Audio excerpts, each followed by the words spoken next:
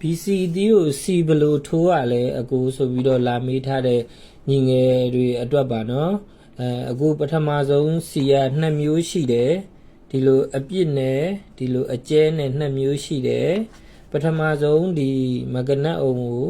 အရင်ဖွင့်မယ် C အကျဲထိုးမယ်ဒီ C ကျဲ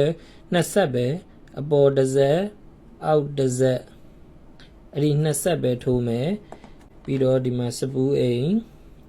ဒီစပူးအိမ်မှာဒီမှာ bearing ပါတယ်ဒီ bearing ကိုလည်းအဲ့တိုင်းပဲအပေါ်တစ်ဆက်အောက်တစ်ဆက်အဲ့လောက်ပဲထိုးနော်ပြီးတော့ပြန်ထည့်မယ်ပြန်တက်မယ်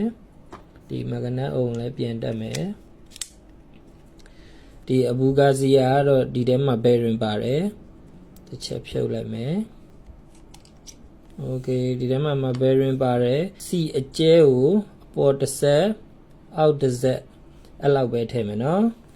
ပြီးသွားရင်အဖုံးလေးကိုပြန်တက်မယ်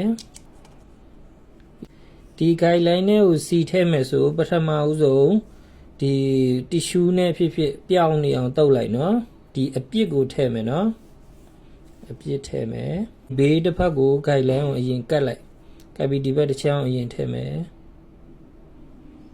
โอเคထည့်ပြီးပြီဆိုနည်းနည်းလေးရစ်လိုက်ဒီဘက်ကိုကတ်လိုက်မယ်ကတ်ပြီးဒီဘက်ကိုထိုးမယ်နည်းနည်းပဲအများကြီးမဟုတ်ထိုးပြီးနည်းနည်းလေးလှည့်ကြည့်လိုက်